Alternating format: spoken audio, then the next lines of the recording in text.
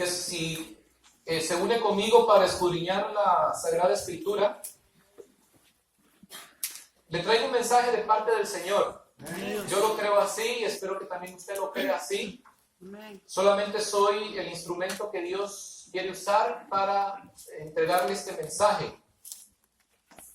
Y es un mensaje de una escena, de una historia bastante loca, bastante como atrevida, bastante fuera de lo normal en el raciocinio humano, en la mente natural humana.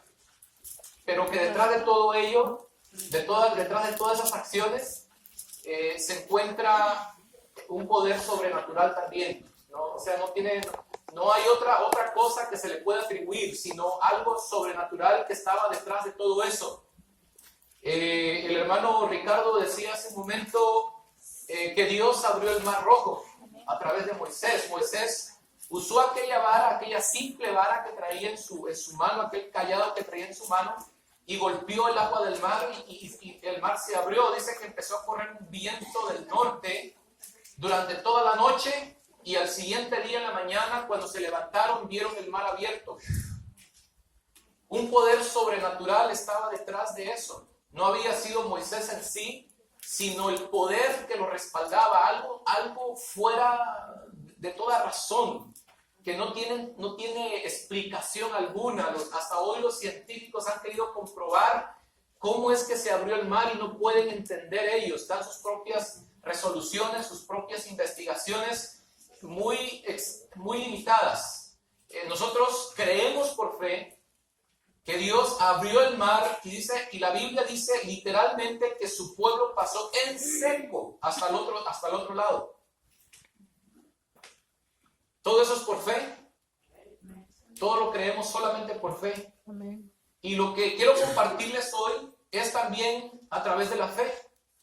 Todo es posible a través de la fe, todo es posible a través de creer. Y quiero leer 1 Samuel 14, si me acompañan. 1 Samuel 14, verso 1 al 14. Dice la Escritura: cierto día, Jonatán, hijo de Saúl, sin decirle nada a su padre, le ordenó a su escudero: ven acá, vamos a cruzar al otro lado, donde está el destacamento de los filisteos. Y es que Saúl estaba en las afueras de Gibeá, bajo un granado en Migrón, y tenía con él unos 600 hombres. El éfod lo llevaba Ahías, hijo de Agito, y que era hermano de Icabod, el hijo de Finés y nieto de Elí, sacerdote del Señor en Silo. Nadie sabía que Jonatán había salido, y para llegar a la guarnición filistea, Jonatán tenía que cruzar un paso entre dos peñascos llamados Bosés y Sene. El primero estaba al norte frente a Micmas, y el otro al sur frente a Geba. Así que Jonatán le dijo a su escudero: vamos a cruzar hacia la guarnición de esos paganos. Espero que el Señor nos ayude, pues para Él no es difícil salvarnos, ya sea con muchos o con pocos. Adelante, respondió el escudero. Haga usted todo lo que tenga pensado hacer, que cuenta con todo mi apoyo. Bien, dijo Jonatán, vamos a cruzar hasta donde están ellos para que nos vean. Si nos dicen: espere a que los alcancemos, ahí nos quedaremos en vez de avanzar. Pero si nos dicen: vengan acá, avanzaremos, pues será señal de que el Señor nos ha de dar la victoria. Así pues, los dos se dejaron ver por la guarnición filistea. Miren, exclamaron los filisteos, los hebreos empiezan a salir de las cuevas donde estaban escondidos. Entonces los soldados de la guarnición les gritaron a Jonatán y a su escudero: vengan acá, tenemos algo que decirles. Ven conmigo, le dijo Jonatán a su escudero, porque el Señor le ha dado la victoria a Israel. Jonatán trepó con pies y manos, seguido por su escudero. A los filisteos que eran derribados por Jonatán, el escudero los remataba. En ese primer encuentro, que tuvo lugar en un espacio reducido, Jonatán y su escudero mataron a unos 20 hombres. Padre y buen Dios, queremos examinar tu palabra en esta hora. Yo te ruego que tranquilices nuestros corazones, que abras nuestro entendimiento, Padre, y que también nos permitas ver que en todo esto está la muestra de tu amor, está la muestra de tu gracia, de tu misericordia, está la muestra de tu plan eterno trazado desde la eternidad para la salvación de los hombres. Padre, en el nombre de Cristo, déjanos examinar tu palabra, déjanos introducirnos en ella y descubrir los misterios de tu corazón para nuestras vidas. Te lo ruego en el nombre de tu Hijo amado, nuestro Señor y Salvador. Amén. Amén. Mire, quiero decirle algo que la mayoría de ustedes saben. El Señor quiere salvarnos. Amén. El Señor quiere sanar nuestras heridas. El Señor quiere regenerarnos. El Señor quiere transformarnos. El Señor quiere ver por nosotros. Pero también tenemos que tomar otra cosa. Tenemos que tomar el otro lado del plan de Dios. Asimismo, también Dios quiere usarte para salvar a otros. Dios quiere usarte como instrumento. Dios quiere usarnos como instrumento. Tenemos que tener esto en nuestra mente y en nuestro corazón presente todos los días, porque si no nos podemos caer en el grave error de solamente estar esperando con las manos extendidas que Dios siempre nos dé. El Señor nos ha dado, pero ahora el Señor nos quiere usar como instrumentos para salvación de otros. Amén. Eso es lo que enseña la Escritura. Y aquí hay una enseñanza de eso mismo, precisamente. En esta historia se encuentran las dos caras de la relación que tenemos con y en Dios. Póngame cuidado. En esta escena, en esta historia, tenemos las dos caras de la relación que tenemos con y en Dios. En una relación externa con Dios. En una relación externa en el sentido cuando nosotros servimos a Dios en beneficio y a favor de otros. ¿Sí? Y en Dios es la obra de Dios en mí mismo, dentro de mí. Entonces tenemos esa relación con Dios para salvación, para beneficio de otros, pero en Dios, porque Dios tiene una obra todavía que continúa dentro de nosotros. Esa es la relación que tenemos y entablamos con el Señor. Uno, los valientes que están dispuestos a entrarle a lo que sea con tal de agradar al Señor, hacer su voluntad en obediencia. Ese es uno de esas caras, de esa relación con Dios. Y los otros, los que se esconden por ser lo más fácil, a una condición pobre de su fe, confianza y convicción en el Señor. Son dos tipos de creyentes. Los que están dispuestos a todo y los que se esconden. Los que tienden a irse a refugiarse, pero no en el Señor, sino precisamente para escabullirse de lo que Dios quiere hacer por medio de ellos y con ellos. En esta historia hay una lección también de lealtad, decisión, liderazgo, fe, destreza, confianza, valentía y amor. Jonatán se pone en acción por su fe, por su valentía, la capacidad que sabía que solo el Dios podría tener, con toda su pasión ardiente, porque indudablemente amaba al Señor y a su pueblo. Amén. Jonatán estaba convencido que tenía la victoria. ¿Me escuchó? Amén. Jonatán no estaba por convencerse si tendría la victoria. Jonatán estaba convencido que él tenía la victoria porque Dios estaba con él. Amén. Saúl y su ejército estaban aterrorizados por el enemigo. O sea, se paralizaron tanto por temor al enemigo que no podían hacer nada. Si usted lee el resto de los capítulos anteriores, se va a dar cuenta, ahorita vamos a leer algunos, que cuando vieron al ejército enemigo, se atemorizaron tanto que dice que huyeron y se escondieron. Y ahorita vamos a desglosar el porqué de estas reacciones negativas de Saúl y su ejército. Mire, Israel tenía dos enemigos. Póngame cuidado, esto es bien importante para nuestra vida. Israel tenía dos enemigos. El primer enemigo de Israel era un enemigo interno. Era un enemigo interno. Y su enemigo era la falta de fe y confianza en el Señor. Póngame cuidado con esto. Su primer enemigo que lo golpeó fue la falta de fe y su confianza en el Señor. Vaya conmigo, por favor, al capítulo 12, verso 19. De 1 Samuel siempre, ahí vamos a estar un buen rato. Vamos a ir hacia atrás y hacia adelante para ir cubriendo lo más que se pueda de la historia, porque obviamente no podemos leer todos los capítulos o los versos de un solo, así que escogí algunos versos nada más. para dar referencia a lo que voy hablando, a lo que voy presentando. Capítulo 12, verso 19 de 1 de Samuel. 12, 19. Dice, mire la escritura.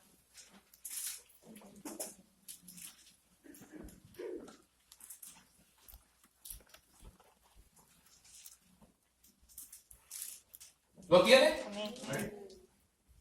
Y le dijeron a Samuel, ora al Señor tu Dios por nosotros, tus siervos, para que no nos quite la vida. A todos nuestros pecados hemos añadido la maldad de pedirle un rey. Fíjese la expresión del pueblo de Israel, y juntamente con ellos estaba Saúl, eso es por seguro. Su peor error fue este. El enemigo número uno de ellos, y está de una manera implícita ahí si usted ve no dice falta de fe, falta de confianza en el Señor, no. Cuando el ejército, cuando el pueblo de Israel le pidieron a Samuel que interviniera ante Dios para que les diera un rey, ¿qué cree que estaban diciendo con eso? Su confianza no era 100% en Dios. Su confianza no era en Dios, su confianza era en lo que ellos estaban viendo y querían ver con sus ojos. Era una falta de fe en sus corazones. ¿No se recuerdan lo mismo que le sucedió a los apóstoles con Jesús, que Jesús los reprendió un par de veces por eso? Hombres de poca fe, les decía el Señor, ¿hasta cuándo voy a estar con ustedes? ¿Se recuerdan que el Señor Jesús les dijo un par de ocasiones a los discípulos? Hombres de poca fe. Eso es lo que pasó con Israel aquí. Cuando ellos pidieron un rey, ellos estaban diciéndole al Señor, no tenemos confianza en ti, nuestra fe no está en ti. Nuestra fe está en un rey que ocupe un trono visible, físico, que lo podamos ver, donde podamos sentirnos seguros. No tenían dependencia de Dios. No tenían dependencia de Dios. Eso es gravísimo, hermanos. Mire, era el pueblo de Dios. Nosotros, si no tenemos el cuidado, podríamos caer en ese grave error. No depender de Dios. Por lo tanto, estaban llenos de miedo. Estaban aterrorizados ante el enemigo. Ya dentro de sí mismo, dentro de Israel, ya había un primer enemigo y era ese. Su falta de dependencia en el Señor los hizo caer en la dependencia de sus enemigos. Miren el capítulo 13, por favor, vaya al 13 ahí mismo. Su falta de dependencia en Dios les hizo caer en la dependencia de sus enemigos. No dependían de Dios, sino de los enemigos. Verso 13, del 19 al 22. ¿Lo tiene? De ahí de 1 de Samuel, no se me pierda ahí. De 1 de Samuel 13, 19 en adelante. En todo el territorio de Israel no había un solo herrero, pues los filisteos no permitían que los hebreos se forjaran, ¿qué cosa? Espadas. Fíjense qué grave es la dependencia. ¿Por qué cree que enseñamos y persistimos tanto?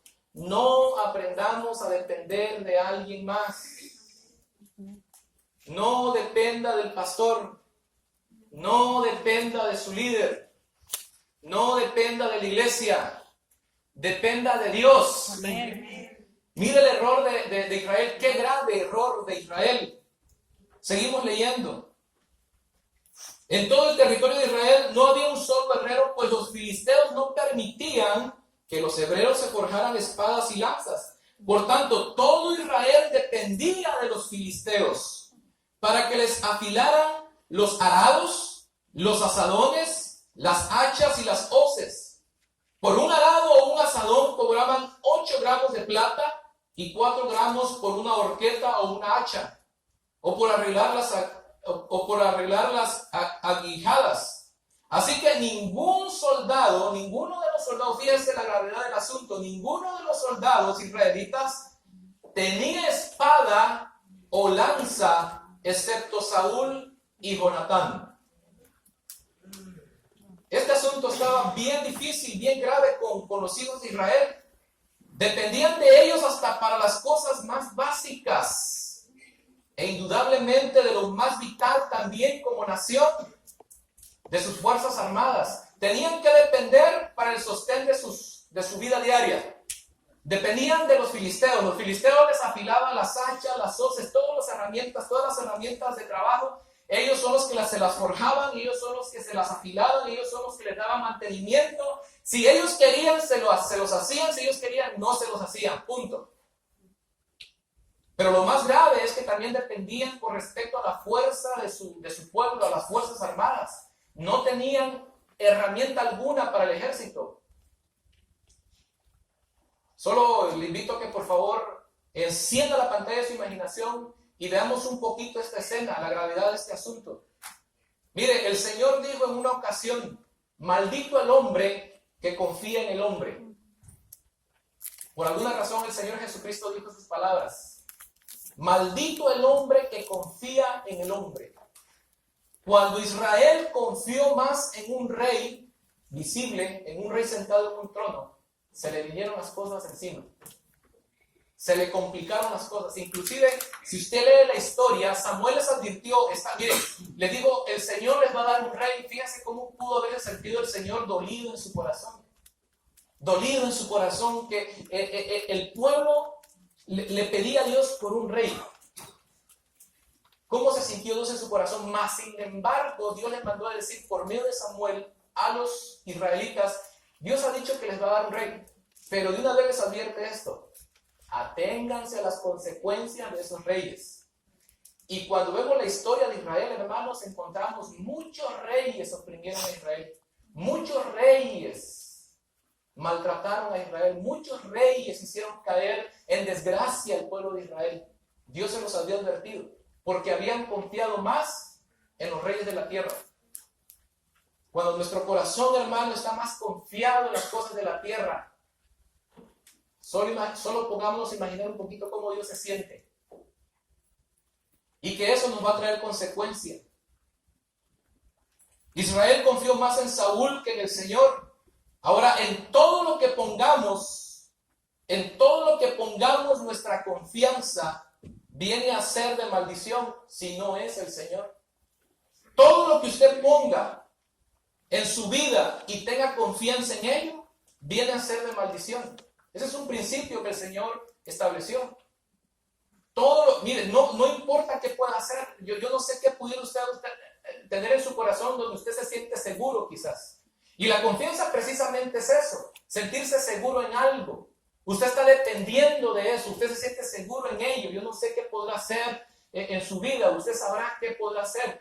Nosotros nos conocemos, nosotros conocemos nuestro corazón, conocemos nuestra tendencia, conocemos nuestra mentalidad, porque con respecto a ella vivimos todos los días. Es la conducta de nuestras vidas, lo que tenemos en nuestra mente, lo que creemos. Entonces solamente usted sabe en qué pudiera estar su confianza. ¿En qué está su confianza? Necesitamos preguntarnos esto, hermanos. Necesitamos preguntarnos esto. Cuando no tenemos en cuenta a Dios, vamos a ver el verso 20 antes. En el verso 20 del capítulo base, que es el 14, quiero leer esto. A pesar de todo esto, a pesar de toda esta ofensa que Israel había cometido contra Dios, vean lo que les dijo del capítulo 12, perdón hermanos, del capítulo 12, 20, del capítulo 12. Vea Samuel el consuelo que le quiere dar al pueblo de Israel, porque Samuel veía que Israel estaba en miedo, estaban en terror, estaban en peligro, estaban desprotegidos, estaban desconsolados, puesto que ellos mismos reconocen su pecado, reconocen su ofensa contra Dios. Dijeron los israelitas en el verso que leímos hace un momentito, en el 19, ahora ora al Señor tu Dios por nosotros, tus siervos, para que no nos quite la vida. A todos nuestros pecados, dice, a todas nuestras ofensas a Dios, le añadieron una más: pedirle un rey a Dios. Fíjense cómo se podían sentir dentro de ellos. Y en el 20, mire lo que dice Samuel al pueblo: no teman, replicó Samuel, no teman. Mire, otra vez se recuerda lo que venimos viendo durante todo este tiempo. ¿Por qué tenían miedo? ¿Por qué estaban invadidos de miedo? Porque no estaban bajo la cobertura de Dios. Su confianza no estaba en Dios, su esperanza no estaba en Dios, su seguridad no era Dios.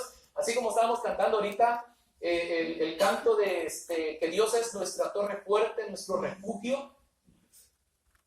Para Israel no lo era y por eso tenían miedo. Mire, no teman, replicó Samuel, aunque ustedes han cometido una gran maldad, fíjense.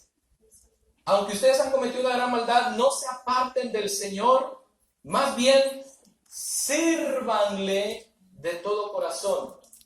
Sírvanle de todo corazón. Fíjense las palabras de Samuel al pueblo de Israel para tratarles de dar ánimo, para tratarles de dar esperanza, que a pesar de todo lo que habían hecho, Dios quería perdonarlos, Dios quería protegerlos, Dios quería darles la victoria, Dios quería salvarlos, Dios quería restaurarlos. Ahora, cuando no tenemos en cuenta a Dios en todo, en nuestra vida, será motivo suficiente para estar atemorizados de todo, de cualquier cosa. Será motivo suficiente para estar atemorizados de todo. A todo le tenemos miedo. Tengo miedo de quedarme sin renta, tengo miedo de no poder pagar la luz, tengo miedo de no pagar la renta, tengo miedo de no pagar el gas, tengo miedo de no pagar la colegiatura del hijo, tengo miedo de esto, tengo miedo del otro. Siempre andamos con miedo y tras miedo de todo. ¿O está mal la enseñanza de la Escritura? No. Yo creo que está muy acertada. ¿Sabe por qué? Porque Dios nos conoce. Dios conoce nuestra naturaleza. Dios sabe que por nosotros mismos, hermanos, como el Señor dijo, los ricos se marchitarán como la flor del campo. Porque el rico pone su confianza y su esperanza ¿en qué? En sus riquezas. Se cree autosuficiente. Es Dios en sí mismo. Todos dependen de Él. Él hace su voluntad. Pero Dios dice, ese que se cree fuerte, ese que se cree todopoderoso, ese que se cree todo omnipotente, se va a marchitar como la flor del campo, así como la neblina de la mañana que hoy amanece así bien oscura neblina y para mediodía se desvaneció. Así es el rico con su poder y su dinero. Dios sabe que somos frágiles. Dios sabe que somos frágiles y nosotros tenemos que convencernos de esto también, porque muchas veces no estamos convencidos de eso. Se nos olvida que somos tan frágiles, hermanos. Necesitamos de Dios. Por eso cuando no tomamos en cuenta a Dios en todos los aspectos de nuestra vida, vivimos llenos de miedo, de temores, sobre todo cuando se trata de Dios o cosas de Dios. Sobre todo cuando Dios nos está llamando, cuando Dios le está hablando a su corazón, cuando Dios le está haciendo saber que lo quiere usar para que a través de usted, a través de su vida, Dios hacer la obra, Dios hacer su obra. Si estamos atemorizados con las cosas físicas, ¿cuánto más estaremos con las cosas espirituales, hermanos?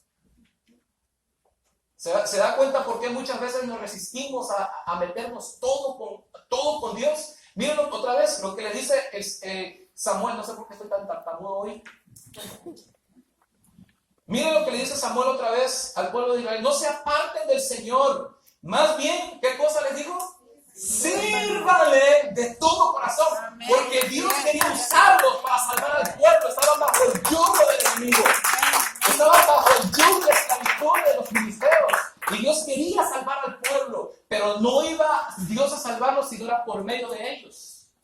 Mire, Dios no va a salvar al mundo si no es por medio de usted. Dios no va a salvar a sus familiares si no es por medio de usted. Dios no va a salvar a sus amigos si no es por medio de usted. Dios no va a salvar a sus cercanos, a sus seres queridos, si no es por medio de usted.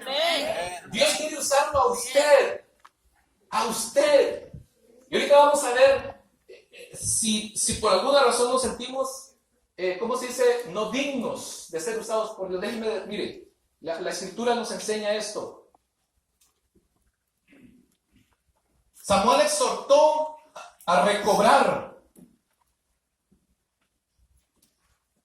el temor al Señor, no el temor a los filisteos, ni al enemigo, sino el temor al Señor, o sea, obediencia, y a servirle fielmente y de todo corazón. Verso 24, vea, en el verso 24 más abajito de ahí del 12, pero los exhortó a temer al Señor, y a servirle otra vez, y a servirles, los volvió a exhortar, a servirles fielmente y de todo corazón. Ahora recuerden, mire, vea esto lo que dice Samuel ahí, que lo hemos venido viendo desde hace unos domingos atrás. Fíjense cómo la Biblia mire, la Biblia es como un rompecabezas, hermanos.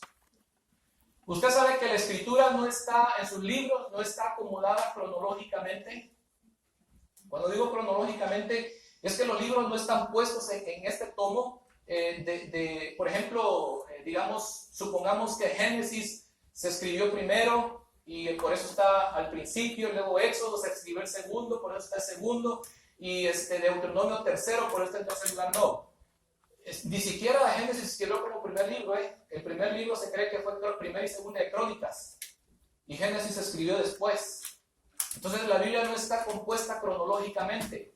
Y la historia tampoco está compuesta o puesta en la Biblia cronológicamente. La Biblia está revuelta, hermanos. Por eso el Señor dijo que solamente los que estaban interesados en oír, en escudriñar, en investigar, en meterse, en buscar de Él, se les iba a revelar los misterios que hay en la Biblia. ¿Por qué? Porque la Biblia está así como un rompecabezas, así cuando usted saca un rompecabezas de su caja y lo tira sobre la mesa y caen todas las piezas así. Usted sabe que hay una foto ahí, hay una imagen ahí, y solo va a tomar sentido esa imagen cuando va empezando a poner las piezas en su lugar, y usted se va dando cuenta de la imagen que hay en ese rompecabezas y entiende cuál es la imagen que hay ahí. Amén. Así es la Biblia. Así es la Biblia. Mire lo que le dice el Samuel, precisamente de lo que estamos hablando y le hemos venido hablando. ¿Cómo encaja la Biblia? Nunca se contradice.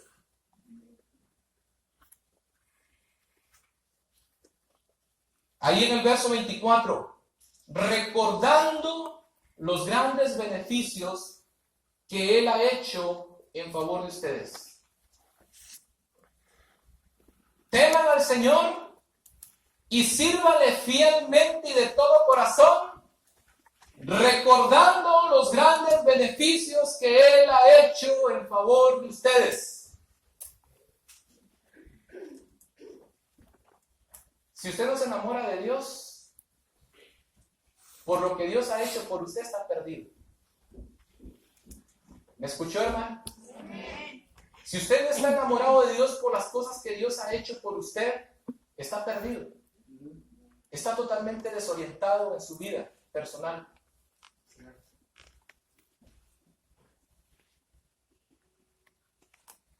La fuerza y la motivación del pueblo de Israel iba a ser que ellos se recordaran que Dios había hecho en el pasado por ellos. Esa iba a ser la motivación, la pasión que ellos iban a tener en sus corazones fervientes, de recordar el Señor ha hecho muchas cosas por nosotros. Dios nos sacó de Egipto con gran despliegue de poder, nos hizo libres del poder de los egipcios, abrió el mar, nos dio de comer en el desierto, nos dio carne, nos dio maná, nos libró de nuestros enemigos, derrotamos a los amalecitas con el poder de Dios, etcétera, etcétera, etcétera. Dios descendió, hizo descender fuego del cielo para librarnos de nuestros enemigos. Dios abrió el Jordán y nos metió a la tierra de Canaán, a la tierra prometida. Dios derribó las murallas de Jericó con un simple grito del pueblo. Cosas locas que solo Dios puede hacer. Ellos tenían que recordarse de lo que Dios había hecho por ellos. Cuando nos olvidamos de lo que Dios ha hecho por nosotros, nos morimos, nos secamos, hermanos. Por eso el enemigo, Satanás, está pero empecinado a que usted y yo nos olvidemos de lo que Jesucristo hizo en la cruz del Calvario. Cuando el cristiano empieza a olvidar lo que Jesús, el Hijo de Dios, hizo por él en la cruz del Calvario, es cuando vivimos así, derrotados, dependiendo de todo el mundo, por todo lloramos, por todo nos quejamos, cualquier cosa nos pega una arrastrada. Esta es la exhortación de Samuel al pueblo de Israel. Y esta es la llave, esa es la clave del éxito en la vida de todo hijo de Dios.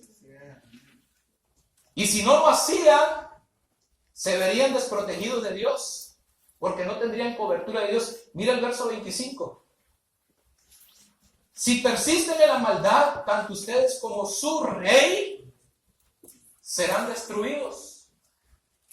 Si persisten en la maldad, tanto ustedes como su rey serán destruidos. Está hablando de Israel y de Saúl. El profeta Samuel Hay un miedo natural que lo paraliza. Hay un miedo natural que lo paraliza. Es natural ese miedo. Por el simple hecho de la falta de rendición al Señor. Cuando no hemos rendido nuestra vida total, completa a Dios, siempre vamos a tener algún temor en nuestro corazón para servir al Señor. Vamos a dudar de las cosas de Dios. Vamos a dudar del llamado de Dios. Vamos a dudar de las cosas que Dios quiere hacer y está haciendo. Y quiere hacer en nosotros y está haciendo en nuestra iglesia. Dudamos y dudamos porque hay una descobertura de la presencia de Dios en el corazón. Sí. Mire, el Señor debe ser rey de su vida. Amén. ¿Escuchó? El Señor debe ser rey de su vida. Amén.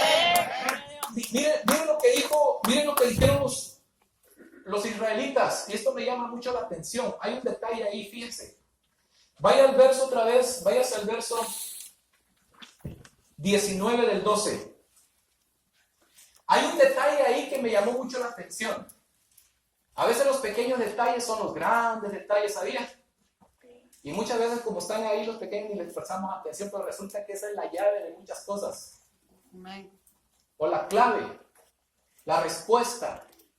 Mira el verso 19, dice, y le dijeron a Samuel, ¿quiénes?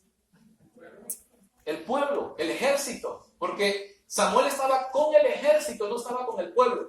El pueblo estaba por allá, estaban en sus lugares de origen, en sus pueblos, en sus ciudades, muertos de miedo, porque se había levantado un gran ejército, y dice la Escritura que era un ejército tan numeroso como la arena del mar. 3,000 carros con 6,000 jinetes, o sea, en cada carro iban 2 jinetes. Mas dice que un ejército de a pie como la arena del mar. Cuando Israel, el ejército de Israel, vieron esa gran multitud de soldados, dice que salieron huyendo los tipos. Se fueron a esconder a las cuevas, a los matorrales. Algunos dicen que hasta cruzaron iba a decir el río Bravo. Y se fueron a esconder allá del otro lado con sus hermanos que vivían del otro lado del Jordán. Dice que cruzaron el Jordán y se fueron a esconder allá. Dice que se esparció el ejército de Israel cuando vieron a los filisteos. Oiga usted, ¿qué pensaría David? Porque David ya estaba ahí. Estamos hablando de Jonatán. Jonatán fue contemporáneo de David, el gran rey David. No era rey aquí todavía, pero ya vivía David. Ya había derrotado a Goliat. ¿Qué pensaría David? Yo imagino a David allá donde anduviera, no sé dónde, quizás anduviera David. Haber hecho por estos amigos. Miren lo que dicen. Ora al Señor tu Dios por nosotros, tus siervos. ¿Lo notó? Ora al Señor tu Dios por nosotros, tus siervos. Mire la mentalidad de estos hombres, de estos personajes. Ora al Señor, o sea, Dios no era Dios de ellos, era de Samuel. Y ellos eran siervos no de Dios, sino de Samuel. Grave error. Porque ellos no eran siervos de Samuel, ellos eran siervos del Dios viviente. Y ellos no lo lograban entender. Hay muchos cristianos que no han entendido esto. A veces piensan y dicen, ay, sí, es que yo estoy haciendo lo que el pastor le toca hacer. Allá andan batallando. Si es que esto es lo que tiene que hacer el pastor, ¿por qué tengo que hacerlo yo? ¿Por qué tengo que ir a visitar si es el pastor el que tiene que hacerlo? ¿Por qué tengo que ir al hospital si es el pastor el que lo tiene que hacer? Yo ando haciendo el trabajo del pastor porque piensan que son siervos del pastor. Usted es siervo del Dios viviente. Usted es siervo del Dios viviente. No es mi siervo. Yo y ustedes somos siervos del Dios viviente. Y a Él servimos de todo corazón. Necesitamos convencernos.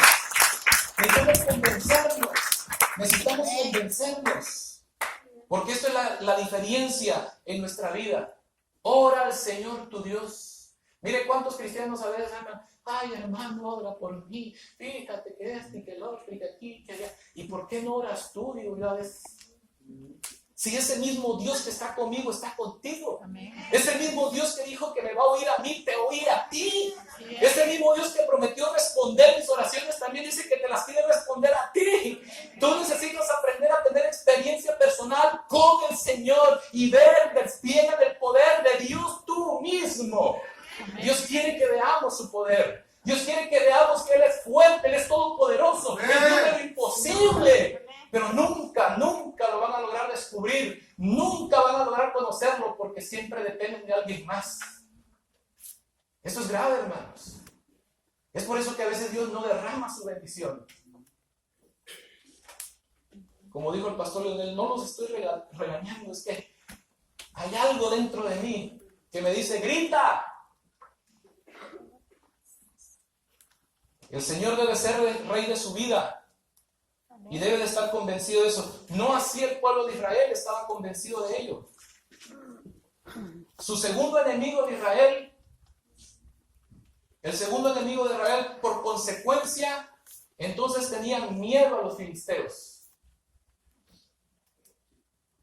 Por consecuencia de lo primero, tenían terror de los filisteos. Sus enemigos exteriores. Mire, vayamos rapidito al capítulo 3, 5 y 6. Al 13, verso 5. 13. Capítulo 13, verso 5. Y vamos a leer algunos versos así. Bueno, en esto vamos a leerlos así, corridos. Versos 5, 6 y 7 del 13. Los filisteos también se juntaron para hacerle la guerra a Israel. Pongan cuidado. Contaban con 3,000 carros. O sea, llevaban 3,000 tanques de guerra. Solo imagínense. Cuando Estados Unidos invadió Irak, creo que apenas eran 600 tanques los que iban en camino a Irak por el desierto. Y los iraquíes salieron a esconderse donde pudieron. 3,000 carros de guerra. Solo imagínense cuando Israel, el ejército de Israel salió y vio aquella multitud. ¡Ay, papá!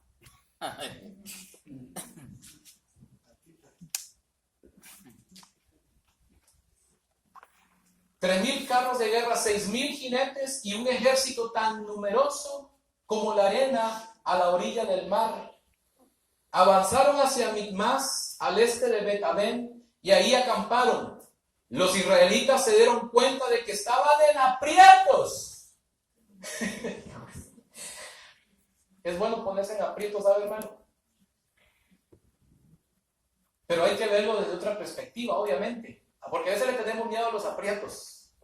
Es que no tenemos mucho dinero. ¿Cómo nos vamos a lanzar a hacer eso? ¿Cómo nos vamos a lanzar a hacer ampliar más el santuario si no tenemos dinero? Miren, hermanos, para que podamos ver el despliegue del poder de Dios, necesitamos vernos en aprietos. Si no, nunca vamos a poder ver el poder de Dios. Amén. El problema de los israelitas es que se vieron en aprietos, pues todo el ejército se veía amenazado. Ahí está la diferencia. Se vieron amenazados. Por eso tuvieron que esconderse, fíjense, en las cuevas, en los matorrales, entre las rocas, en las zanjas. Y en los pozos, mira, hasta los pozos se fueron a meter estos desgraciados.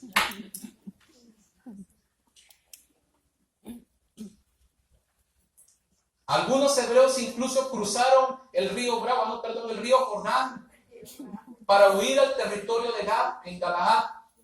Y mire lo que dice lo siguiente. Saúl se había quedado en Gilgal y todo el ejército que lo acompañaba temblaba de miedo. Temblaba de miedo. Alguien va a poder decir, pues sí, pastor, pues oiga, póngase en lugar de Saúl. No, pues sí, claro. El asunto es que Saúl, hermanos, confiaba más en sí mismo que en Dios. Ese es el error. Él como rey confía en sí mismo. Mire, le digo rápido. Tengo unos minutos todavía. Cuando lo declararon rey, dice que escogió 3,000 soldados. 3,000. No, perdón, reunió al ejército de Israel, a todo el pueblo, lo reunió. Pero después de esto, él escogió 3,000 soldados. De los 3,000 soldados, fíjense hasta dónde era el egocentrismo de Saúl. mandó a muchos de ellos a sus casas y se quedó con 600 hombres. Porque debe haber dicho, yo me las puedo todas aquí. Despidió al resto del ejército y se quedó con 600 hombres. Fíjense hasta dónde era la altivez de Saúl. Y tenemos que tener cuidado nosotros a veces, porque a veces solemos actuar de la misma manera.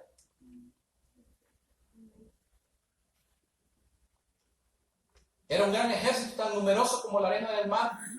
Para salvar al pueblo de Dios siempre habrán desafíos y retos grandes. Póngame cuidado. Para salvar al pueblo de Dios siempre habrán desafíos y retos muy grandes. Si no cuenta al Señor como rey de su vida, terminará escondido entre argumentos y excusas. Espero que se esté identificando. En segundo lugar, en segundo plano, Jonatán y su escudero con un espíritu diferente. Un espíritu completamente diferente. Esto me encanta. Yo quería llegar ahí, pero no podía detenerme o saltarme con el resto para dejárselo bien establecido. Jonatán y su escudero, un espíritu diferente. Capítulo 13, verso 3. Vaya por favor ahí rápido.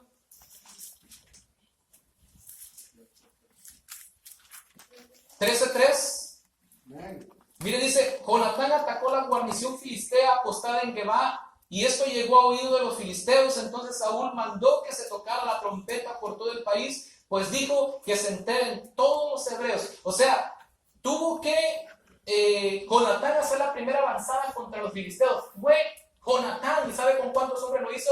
Con 1000 hombres. Él hizo la primera avanzada contra los enemigos. El tipo era de esos aguerridos, hermanos, de esos que a ver dónde, échenmelo ahorita me lo yo, de esos tipos aventados. No, él no andaba esperando nada, hermano. Él sabía que estaba bajo la mano de Dios poderosa. Amén. Y que lo que estaba haciendo era la obra de Dios para salvar a su pueblo que se encontraba bajo la esclavitud de los filisteos. El tipo no andaba esperando ni poniendo plazos para la batalla. Él, en cuanto fue a la batalla, él se enfrentó contra los filisteos y por seguro que los derrotó. Porque por eso dice que todo el ejército de los filisteos se levantaron contra él. O sea, se alborotó el avispero. Cuando usted entra al terreno de Satanás, se alborota el avispero. Cuando usted quiere salvar al pueblo de Dios, se alborota el avispero. Pero Dios es más grande. Dice la Escritura que es más grande el que está en nosotros que el que está en el mundo. Tenemos que creer esas palabras de Dios, porque nada nos detendrá. Jonatán comienza atacando al enemigo sin más espera. Esto causó que todo el ejército de los filisteos se levantaran. Jonatán tenía puesta su confianza en el Señor, no en su padre el rey. Él tenía su esperanza y su confianza en el Señor. Y la segunda avanzada la hizo también Jonatán. Fueron dos avanzadas, y las dos las hizo Jonatán, no las hizo Saúl con el ejército, las hizo Jonatán su hijo. Vaya por favor al capítulo 14, versos 4 por favor. Mire, yo quiero llegar al fondo de todo esto. Amén. Yo sé que ya se me fue el tiempo, y gracias por su paciencia, pero este mensaje es para usted y para mí. Este mensaje es para la Iglesia Unidos por Fe. Miren lo que dice el verso 4. Y para llegar a la guarnición filistea, Jonatán tenía que cruzar un paso entre dos peñascos llamados Bosés y Sene. El primero estaba al norte frente a Mimas, el otro al sur frente a Geba. Así que Jonatán le dijo a su escudero, fíjese, vamos a cruzar la guarnición de esos paganos. Ya me imagino a Jonatán, hermano. Mire, esto me encanta a mí, brother. Vea, solo Jonatán llevaba espada. Solo Jonatán llevaba espada. ¿Por qué? Porque dependían de los filisteos, y los filisteos no les permitían tener armas para que no tuvieran un ejército. Entonces, los únicos que tenían espada era Saúl y Jonatán. Y aquí veo a Jonatán, mire, vamos a cruzar hacia la guarnición de esos paganos. Y luego dice, espero que el Señor nos ayude. Fíjense las palabras de Jonatán. Espero que el Señor nos ayude. ¿Sabe por qué dijo eso él? No porque desconfiara del Señor. Él estaba diciendo eso porque el que tenía la responsabilidad de ir contra los filisteos era su papá. Y dijo él, si mi papá no lo va a hacer, yo lo voy a hacer. No se está esperando a que nadie más haga la obra de Dios. No se está esperando a que alguien más lo haga. Dios quiere que usted lo haga. Dios quiere que usted lo haga. Atrévase. Mire lo que dijo Jonatán. Espero que nos ayude el Señor. Pues para Él no es difícil salvarnos, ya sea con muchos o con pocos. Mire la misión de este tipo, hermanos. Y se lo voy a parafrasear rápido. No sé, mi esposa me podría conseguir una foto de peñas, de lo que es una peña. Pero dice que para ir a mire, este tipo estaba loco, hermanos. De esos locos, imagínense de esos como el que nos predicó el domingo pasado aquí.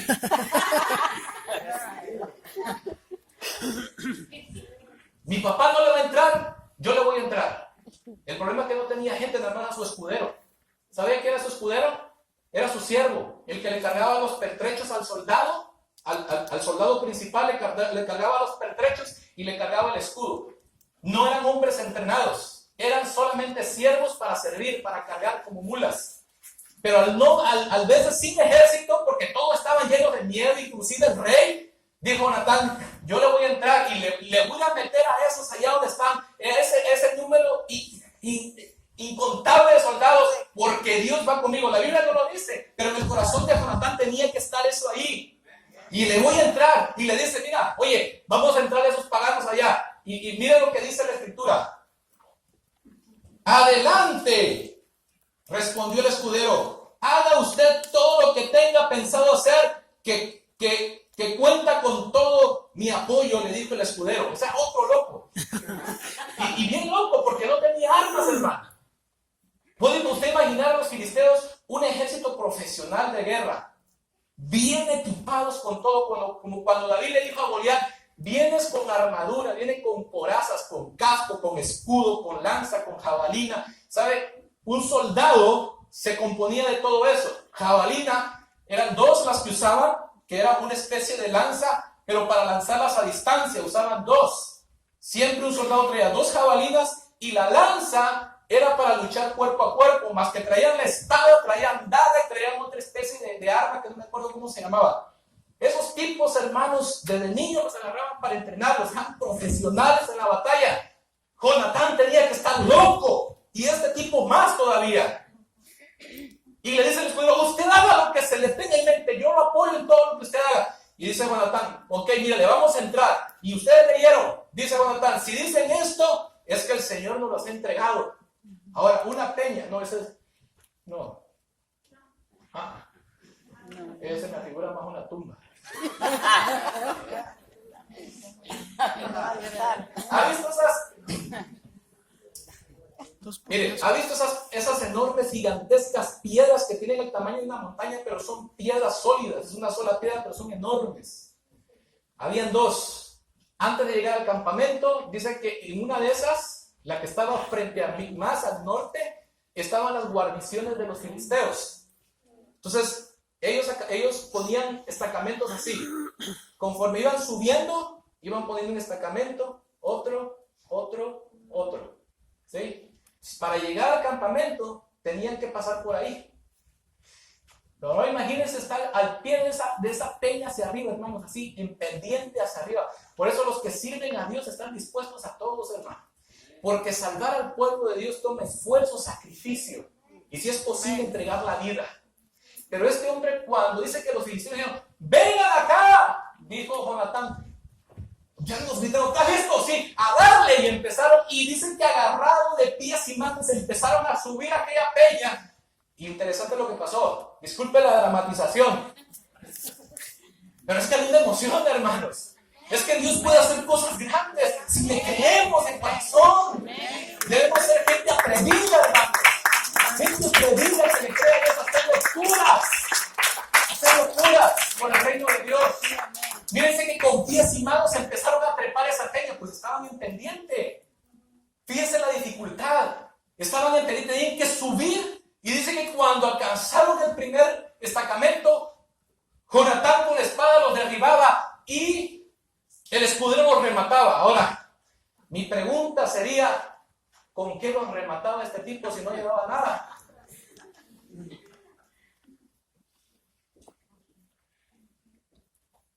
Tenía que haber sido con algún garrote. Si yo hubiese sido agarrar un garrote. Yo me acuerdo una experiencia que tuve con mi abuelo. Se lo voy a contar rapidito para ilustrar. Le estaban robando madera a mi abuelo de uno de sus ranchos y lo mandó a llamar el guardián.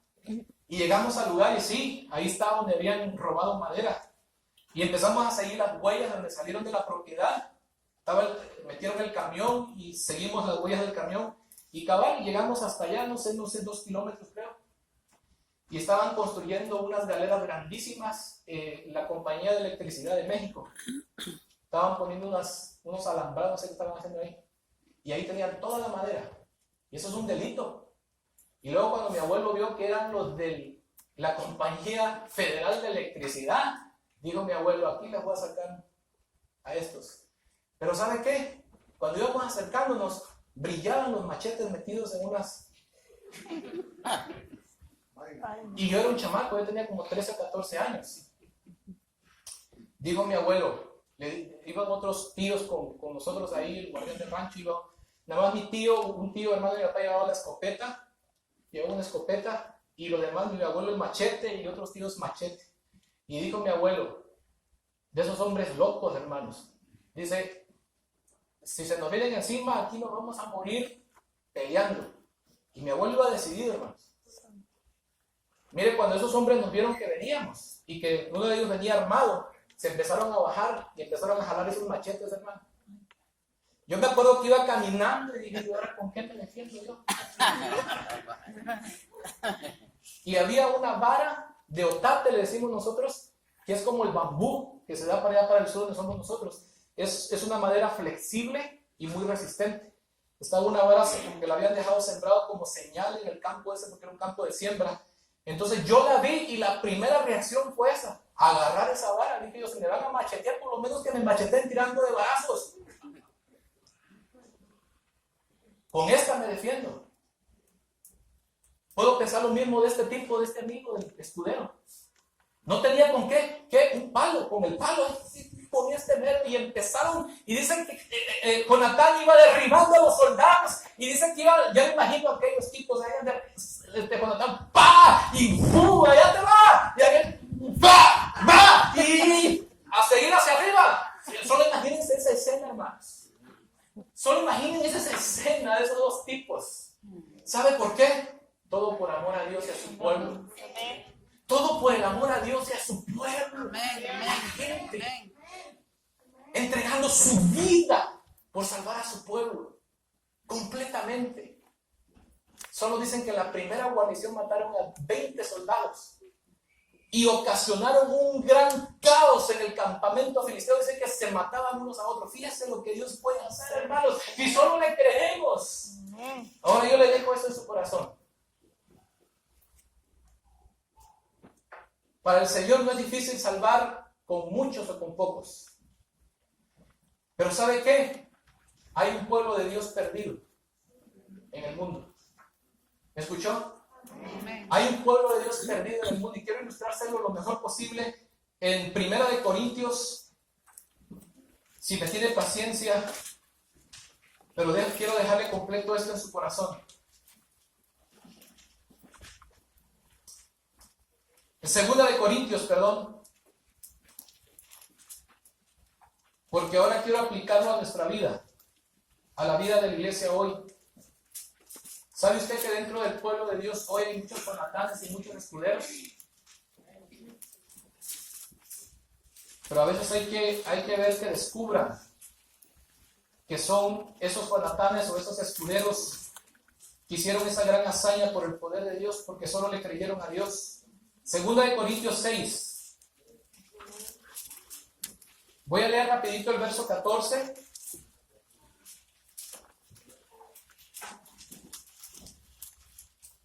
Miren lo que dice el apóstol Pablo. 6 del 2 Corintios, verso 14. No formen yunta con los incrédulos. ¿Qué tienen en común la justicia con la maldad? ¿O qué comunión puede tener la luz con la oscuridad? Déjenme ver hasta dónde voy. ¿Qué armonía tiene Cristo con el diablo? ¿Qué tiene en común un creyente con un incrédulo? ¿En qué concuerdan el templo de Dios y los ídolos? Porque nosotros somos templo de Dios, del Dios viviente. Como Él ha dicho, viviré con ellos y caminaré entre ellos. Yo seré su Dios y ellos serán mi pueblo. Por tanto, el Señor añade, verso 17, salgan de en medio de ellos y apártense. No toquen nada impuro y yo los recibiré. Yo seré un padre para ustedes. Ustedes serán mis hijos y mis hijas, dice el Señor Todopoderoso. Ahora regresen, váyase al 5:11 rapidito. Les digo que a veces las cosas de la Biblia están en desorden, hay que ponerlas en orden. Capítulo 5, verso 11. Por tanto, como sabemos lo que es temer al Señor, ¿qué le dijo Samuel a los israelitas? Ténganle temor y sírvanle. Y mire lo que dice el apóstol: por tanto, como sabemos lo que es temer al Señor, tratamos de persuadir a todos, aunque para Dios es evidente lo que somos, y espero que también lo sea para la conciencia de ustedes. O sea, implícitamente, Pablo está diciendo, yo sirvo al Señor. Tengo temor de Dios y le sirvo. Ahora fíjese, váyase otra vez al 6, ahora váyase al 6:1. 6:1. Nosotros, colaboradores de Dios, les rogamos que no reciban su gracia en vano, porque Él dice, en el momento propicio te escuché, y en el día de salvación, ¿qué cosa? Ojo, ahora, fíjense el rol del apóstol Pablo. Vamos a leer un pasaje más. Váyase al verso 7 de ese mismo capítulo. Váyase hasta el 7. 6:7. Con palabras de verdad y con el poder de Dios, con armas de ¿qué? Justicia. Con las palabras de verdad y con el poder de Dios, con armas de justicia, tanto ¿qué cosa? Ofensivas como, ¿se da cuenta? Ahora las armas del apóstol Pablo ya no era el garrote del escudero ni la espada de Jonatán. Ahora las armas del apóstol Pablo son la justicia, el poder de Dios para defensa y para atacar. Por honra y por deshonra, por mal y por buena fama, veraces. Miren la palabra, veraces. ¿Qué significa la palabra veraces? Me llama la atención. Porque eso fue lo que fue Jonatán y el escudero. Fueron veraces. Pero tenidos por engañadores, conocidos, pero tenidos por desconocidos como moribundos, pero aún con vida, golpeados, pero no muertos. Aparentemente tristes, pero siempre alegres, pobres en apariencia, pero enriquecidos a muchos. Como si no tuviéramos nada, pero poseemos todo. Pero poseemos todo. Y verso 14, miren lo que dice. No formen otra vez yuta con los incrédulos. Ahora toma, ¿cómo se dice? Forma. ¿Qué tiene en común la justicia y la maldad? Etcétera, etcétera. Y luego en el verso 17 el apóstol dice, salgan de en medio de ellos y apártense. ¿Sabe a quién les estaba hablando el apóstol Pablo? A los corintios. Los corintios era ese pueblo perdido que estaba en el mundo, subyugados por el pecado y el poder de Satanás. Ese era un pueblo de Dios que solamente necesitaban a alguien que les dijera que eran pueblo de Dios para que salieran del pecado, de la esclavitud, de la opresión de Satanás. ¿Sí me doy a entender? Y Pablo luchó en alma y cuerpo para que los corintios salieran de la esclavitud, salieran del mundo, porque ellos eran pueblo de Dios. ¿Me doy a entender? Y fíjense los sufrimientos del apóstol Pablo. Jonatán, hermanos, tuvo que dejar el pellejo en esa embatida a los filisteos, en esa peña. Tuvo que haber dejado el pellejo ahí. ¿Sí? ¿Me explico a lo que me refiero? Si lo imagínense subir una peña, esa está mejor. Solo imagínense subir una peña de esas con pies y manos. Y tenían que hacerlo de una forma veloz, audaz. Tuvieron que haber dejado el pellejo ahí. Y vemos a Pablo dejando el alma y cuerpo por los corintios para salvar al pueblo de Dios que estaba perdido. Hermanos,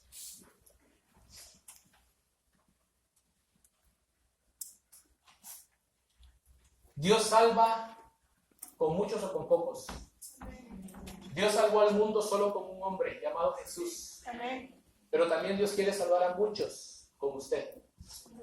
Yo quiero dejarle esto en su corazón. Para esos que todavía están decidiéndose si sí, no, mire, déjenme decirle algo. Solamente créale al Señor y el Señor hará. El Señor hará de usted cosas que usted no se imagina. Serán salvos muchos por medio de su vida, pero necesita decidirse.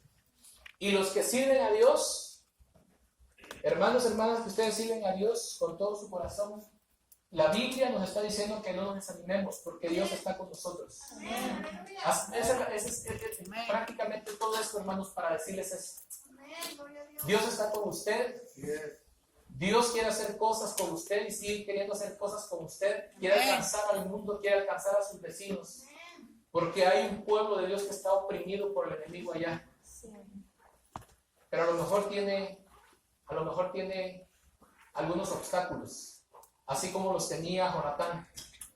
Pero para Dios, hermanos, no hay nada imposible. Yo no sé cuáles sean esos obstáculos, no sé cuáles sean sus miedos. Lo único que le puedo decir a usted, lo que dice la Escritura, necesitamos confiar en Dios. Amén. Porque Él es el que hace todas las cosas. Amén. Póngase de pie, por favor, y le voy a invitar a que cierre sus ojos.